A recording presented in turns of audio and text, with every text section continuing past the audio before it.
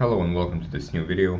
This is the third part of the opening principles series. In this one we are going to talk about unnecessary pawn moves, and this is one of the best ways to lose time in the opening, stopping non-existent threats like bishop g5 or knight g5 in any position, or so to say creating luft for the king.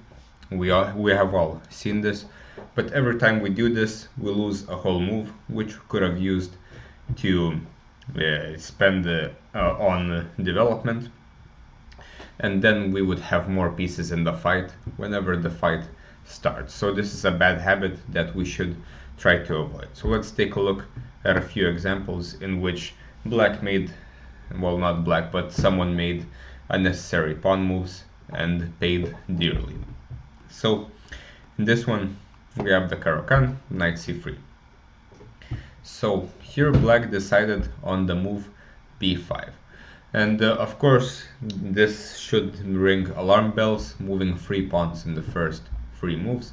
This is a flank pawn, so it doesn't really fight for the center either. The normal continuation is to take here and then bishop f5 or knight f6.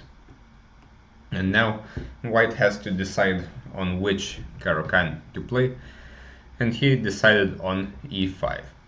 There are other ways to play as well. We can play the exchange. Black would insert this, but here it's not necessarily easy to get some kind of advantage, as our knight will have to walk around the whole board. Otherwise, and also there's the option of playing a3 to just stop b4, and this would be the natural reaction of a lot of players, but in general this is also a move on the side of the board with a pawn. It's not necessarily very necessary. So e5 was played, and now we will see if b5 is very useful for black. So bishop f5, g4. White tries to gain space on the king side. This is very natural in the Caro-Kann advanced variation. And here black plays bishop g6, but it was necessary to play bishop d7, and then this would be a very convenient version of the e5 Caro-Kann after bishop e3, for example, and h5, trying to win some squares. For example, this. We can see this move b5 is not really in the plans of black, and now playing c5 will be a bit more difficult, and the white has a lead in development which will count in such an open position. So instead bishop g6 was played, but this is a mistake. h4, threatening to trap the bishop with h5. Now black plays h6. The move h5 doesn't change much. Here as well white would have played the very nice move e6, a blockading sacrifice after fe, for example, bishop d3, bishop f7. This will be quite similar to what happened in the game. And for example here white has a very typical and better position, maybe even close to winning positionally, because black cannot move any of his kingside pieces. So let's see what happened in the game. h6, h5, and then e6. So this is the sacrifice that I mentioned. The point is to block in the f8 bishop, and it will not be able to develop for quite a while, and if it cannot develop, the rook can also not be developed, and the white can easily regain his pawn if he wants with his heavy pieces on the e file. So black decides not to take. If he had taken, then bishop d3. The battle is for the g6 square and the light squares in general. For example, e5, trying to get rid of the pawn to push and develop the bishop. White can exchange, take the pawn, and then for example queen d3 and knight c to e2 with the maneuver to f4. White would have a very big advantage in such a position. So instead what happened was queen d6, white took. Now the king is developed, so to say. g5. Notice how white is also pushing quite a lot of pawns, but they are not unnecessary time-wasting moves because they are creating threats. Now the threat is g6, so black cannot just continue his development and gain a lead in development. So bishop f5, and now white decides to develop with tempo, queen f3, e6, bishop d3. So now it should be clear that the move b5 has not turned out very well for black. It has at least lost a tempo, which would have been useful to develop a piece, and also it has weakened the structure, as now c5 will be harder to play due to the hanging pawn. Queen d7, defending f5, and now white plays a nice move, knight c to e2, because the knight on c3 is not doing anything. It has to be improved at some point, and it goes to f4. The other one can develop to h3 or f3 at some point as well. hg, bishop g5, and here is a very typical moment. What can we do here? You can pause the video to figure out the best move for white. It's not entirely difficult, but it is a good habit to have. When we have tension like this, we shouldn't take to develop the opponent's pieces. We should instead invite the opponent to take and develop our pieces towards the center. So this is what happened. Bishop h6, knight g3, knight a6, and castle. So both sides have, so to say, connected the rooks, but the black king is extremely weak. It's stuck in the center. The black knights are on the rim. Again, b5 is not exactly useful. And now black is in big trouble. After bishop f6, white played the nice move, bishop takes h6, removing the blockade of the f-file, which was the last thing preventing white from breaking through. Now if black recaptures, then the pawn will hang on f5, and the attack will continue. So bishop takes d3 happened. White inserted bishop g7, and now white is a pawn up, but also he is attacking this king. There are numerous weaknesses on the king side. There's a passed pawn, so the conversion was not entirely difficult. White improved all of his pieces, knight g5, and then knight f1.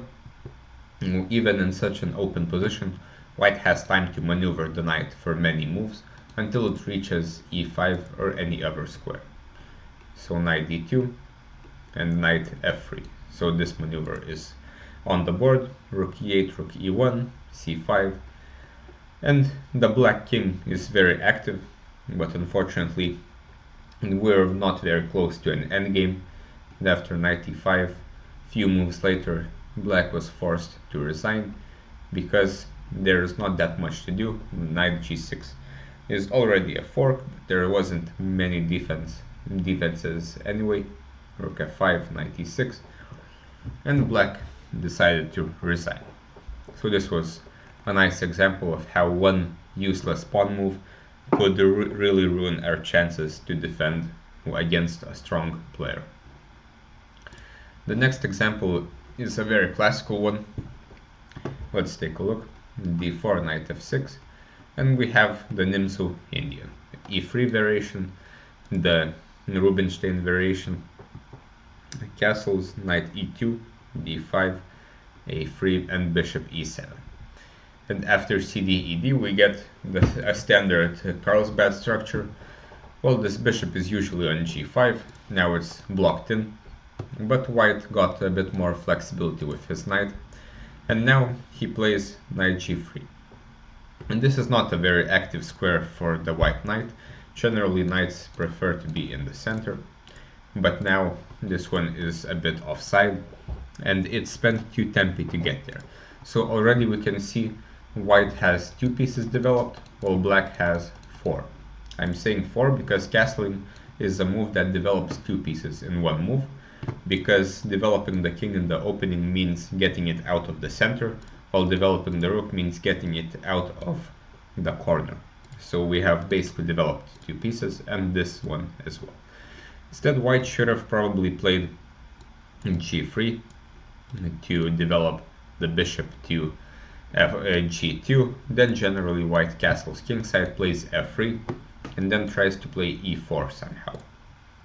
Knight f4 is also a way to play, with similar intentions. So knight g3, and black plays c5, which is very standard. White is undeveloped, so we should attack in the center and trade pawn tension. And this is the very standard way to play. White takes, and then he plays b4. But this is a bit too much. For example, if white had played bishop e2, then black has a very nice version of the isolated queen pawn positions, as this knight is offside and white has lost a lot of time. Knight c6, castles, and d4, getting rid of the pawn and activating all of the pieces. For example, after knight a4, bishop e7, black's position is very pleasant.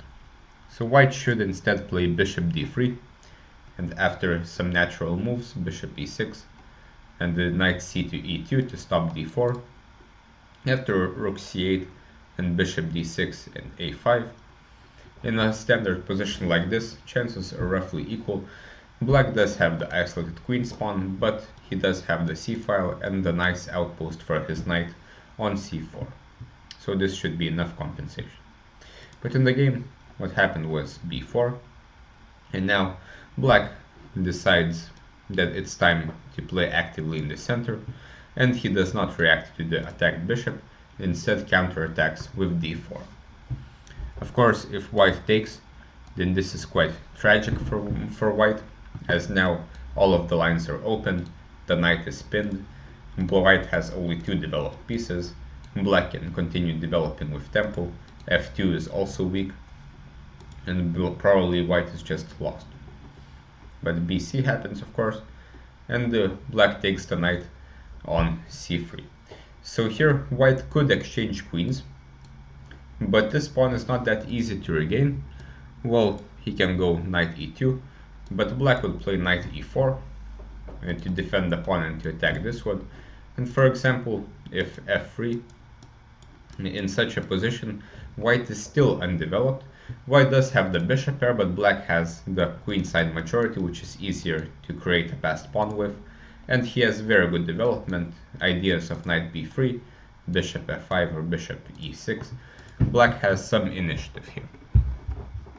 So instead queen c2 happens, queen a5, and black develops while attacking a pawn and defending his own. And now rook b1, and suddenly it seems it's not that easy to get rid of this pawn, which has gone quite far into white's position. For example, after knight e2, knight e5, e4 is not very possible because of knight b4. So the pawn is pinned because of the rook on a1, and if white now attacks, takes the pawn, knight c2 will win the exchange after taking here and here, maybe even a whole rook, as in this case the knight doesn't seem stuck. So rook b1, and now black plays the nice move bishop d7, not only stopping the potential rook b5, but also attacking with bishop to a4. White decides to now give up the exchange with rook b3, but it wasn't very easy to save it. For example, rook b4, rook c8, attacking c5, developing another piece. White is still stuck in the center. For example, rook c4, we can take the pawn. And after knight a6, white can finally regain his pawn on c3, but still, after a nice move queen c6, black is the one on top, and the lack of white development clearly shows, because he cannot develop the bishop from f1 due to the hanging g2 pawn, so castling will be quite a big issue. So rook b3 happens, bishop a4, queen c3, and queen d8. So this was black's point. Of course, if he takes, then the rook runs away. He cannot take the rook as the queen is hanging. But after queen d8, this rook is pinned, as if it moves, queen d1 is checkmate. So some development happens, and here black decides on knight a6, provoking white into giving up the light squared bishop, while spoiling black's pawn structure. But we shouldn't have allowed this, because here white at least has a passed pawn on the c-file.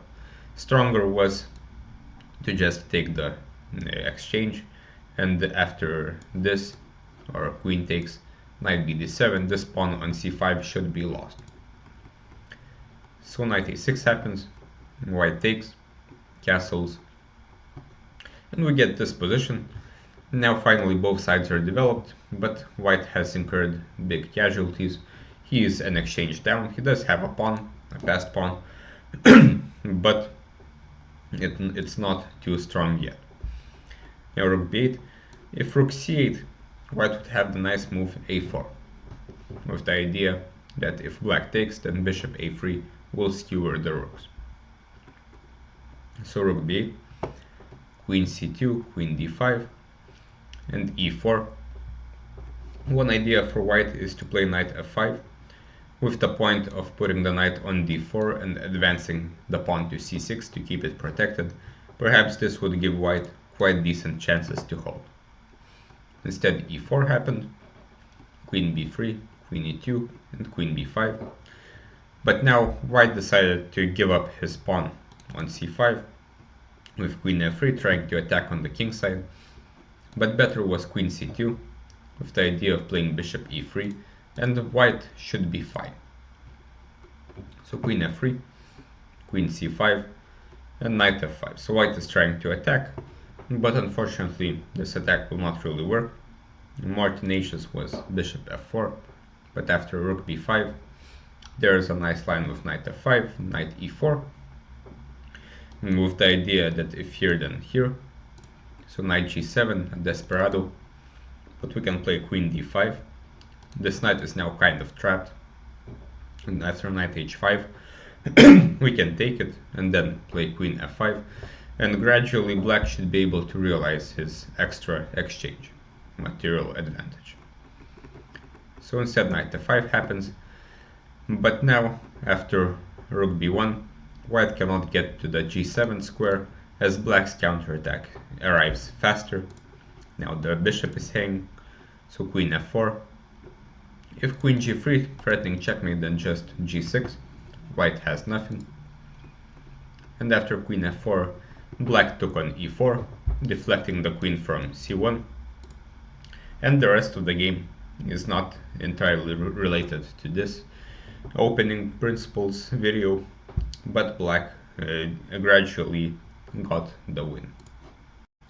The third game will feature Raul Capablanca with black, and how he lost because he did not exactly abide by the opening principles against Lilienthal. So it started as a Nimzo Indian. This is kind of a same-ish and very sharp variation.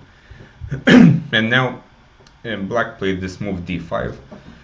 In our days, well, this was played like 100 years ago. In our days, the usual plan for black here is to attack the c4 pawn, for example like this, with knight c6 and knight a5 coming next.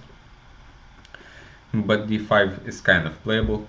Here, the usual plan for white is to take, play e3 followed by bishop d3, knight g to e2, and probably putting the knight on g3, castling, and playing e4 eventually to open up this bishop and to gain space in the center.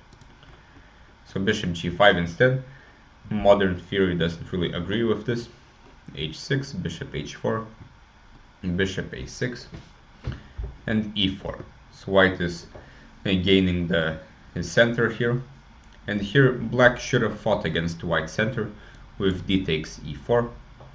And after recapturing, black should be brave with g5, which wins a pawn in the center, but here we should understand the dangers black is in. He doesn't have the dark squared bishop, so weakening the dark squares like this is always dangerous, but here this works. After knight takes e4, and for example bishop e5, f6, gaining some control of the dark squares, white can give this check, king d7, bishop d3, developing with tempo. After bishop b7 and here, for example, black has developed his pieces, kind of. We have a very double-edged struggle. The king will eventually castle queenside by hand, and white's position is riddled with weaknesses, but since black's king is in the center, white can hope to do something very quickly. So black should have taken the pawns in the center.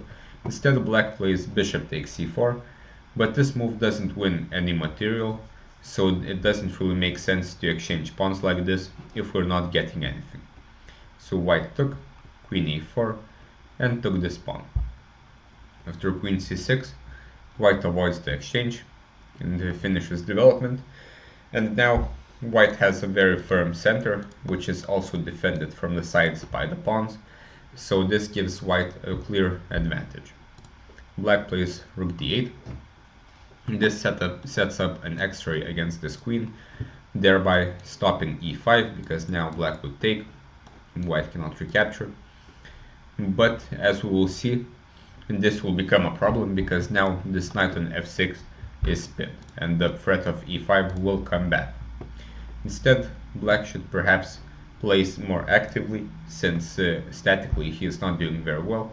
He can play b5, for example, fixing the square on c4. And now, for example, e5, knight d5, c4 is impossible, so the knight on d5 is quite stable. Another way to play is with g5, trying to castle queenside and play g4 to weaken the light squares for the opponent. This is also a decent way to play. Instead, rook d8, white castles, and black plays a5. So black did not want to castle, but this is the best move. For example, queen c2, threatening e5 now, queen c4, stopping white from pushing c4, and now after e5, black has to play g5. White can weaken the opponent's king side like this, but after rook d5 and c5, black has serious counterplay in the center, and even though this king is not entirely safe, black has enough compensation. For example, after fg, knight e4, queen e3, there is, for example, knight takes c3, a nice tactic. If the knight recaptures, then this is good for black. Otherwise, if the queen recaptures, we can take the knight, and the balance is maintained. So black has counterplaying these lines. Instead, after a5, this is kind of a waste of time. It's not really thinking about the center. And now queen c2. c4 was also possible because f knight e5, which was probably black's point, forking the pieces. Queen c3, knight c4, rook fc1, b5, and a4. And white is undermining the defense of the c4 knight, and the black is in big trouble. e5 is also often an issue. So queen c2 happens, queen c4, but now white attacks with f4, rook c8, moving out of the pin, f5, and after e5, white takes, and black makes a mistake here. So of course, the pressure in the center is quite big, but objectively, black should be still fine had he taken back on e5. Here, after, for example, knight f4, because there's nothing decisive after this, after knight f4, it's important to give a check, otherwise the queen will be able to go to f2 and then to h4. And here, for example, black wants to put his pawn on c6 and his king on e7, and he should be kind of fine. But back to the previous move, after knight e5, knight f4 looks scary, of ideas of taking and going knight d5, but after knight f to g4, creating some threats with this and this, queen d2, queen c5, and queen d4, black doesn't want to take to enforce the center, knight e3, and for example, after something like this, and white does have the advantage as black's structure is not very nice, but black has a pretty decent king, and he has squares of his own to use, so white's win is very long away. So black decides to play queen takes e4, which is natural enough, but this runs into a very nice refutation. You can pause the video, try to figure out how white won from this position, and if you're ready, the solution is e takes f6, giving up the whole queen for a knight, and this is about the king who is stuck in the center. And even though black is now up a queen, his rooks in the corner are not very useful. So now fg, threatening to promote with taking a rook as well. So the rook moves. Knight to d4, opening up the e file, attacking the queen as well. And now, if black just takes here, then this is clearly not very good for black. He will lose a lot of material. So queen e4 happens, he gives up the queen. Rook a1, knight c5, take the queen. After rook e1, rook g7, and here black resigned here, since white has a material advantage of having two pieces against the rook. Black doesn't have much compensation, and also here white can go and pick up the pawn on f7 one way or another, for example like this, f6, and after going here, this rook is completely stuck. White can go knight g7 if he wants, pick up the pawn, so the position is quite hopeless for black. So, hope you enjoyed this opening principles video, and hopefully you make less unnecessary pawn moves in your own games.